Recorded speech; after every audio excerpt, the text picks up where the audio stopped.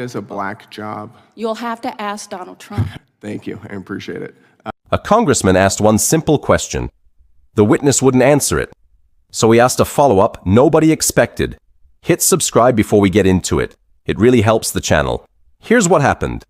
Ms. Wiley, I have a couple questions for you. Do you still believe in defunding the police? I believe in public safety, and that means driving dollars to where we're most likely to prevent crimes from happening and ensure that we have responsive law enforcement that doesn't violate people's rights and it prevents crime. Does that mean driving dollars away from law enforcement? It means making sure we're driving dollars to the things that support public safety. Well, I think we have law enforcement. We have talked about the need for law enforcement, particularly when we're fighting hate and bias crimes, which have more than doubled in this country since 2015. Law enforcement's very important. During your mayoral race a few years ago, you said, quote, "I'm going to take $1 billion from New York City Police Department." Do you still think that's a good idea? I stand by the need to invest in community safety, to ensure that we have a vibrant civil rights community that is able to participate in keeping our community safe from hate and bias. Investing in community safety by defunding the police. I think defunding the police makes our community safer. Okay, I've got another question for you. What is a black job? You'd have to ask Donald Trump. I'm not sure what that means. I'm referring to a statement that you made a year ago on your LinkedIn. "I was so honored and proud to be a New York State delegate for our next president, with Vice President Kamala Harris ascending to her black job."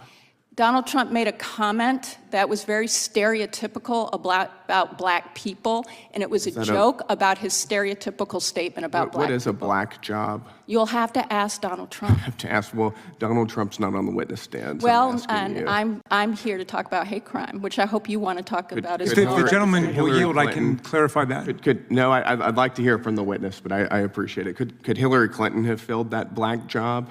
What you call a black job? You'd have to ask Donald Trump. Okay. Dr. Swain, got a couple questions for you. And thank you again for being here. In your book, The New White Nationalism, which is excellent, you wrote that in 2002 there were approximately 2,000 KKK members in the entire nation. Sounds like you believe a large portion of them were paid informants. Do you think that the SPLC was involved back in 2002? If you can turn the mic on, please.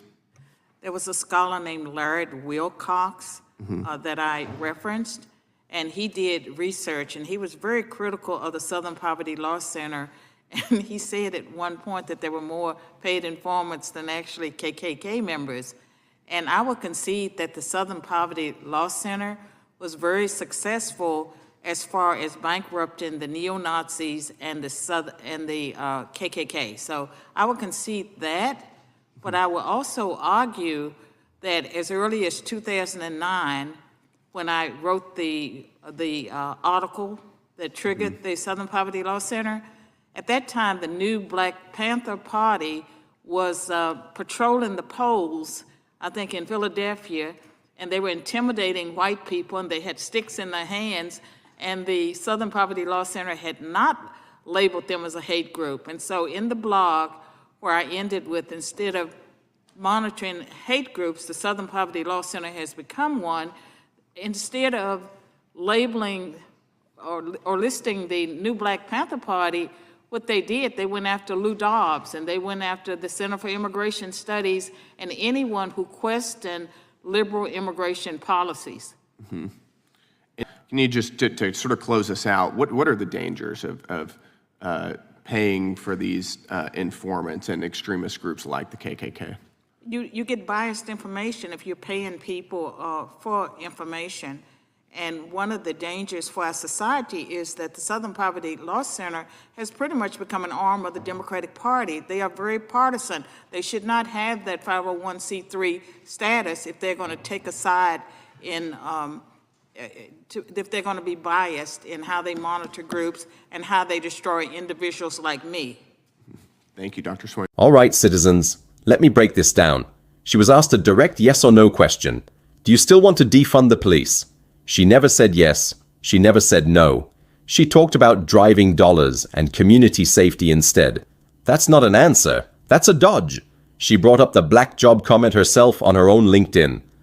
When asked to explain it, she wouldn't. Twice. Dr. Swain's point is simple. A group with sticks was intimidating voters, and the SPLC didn't call that hate. But a news anchor asking questions about immigration, that got labeled. That's the double standard she's talking about. This isn't really about one hearing. It's about whether the groups we trust to call out hate are actually being straight with us or picking sides. Was the witness fair to Dr. Swain? Yes or no? Drop it in the comments.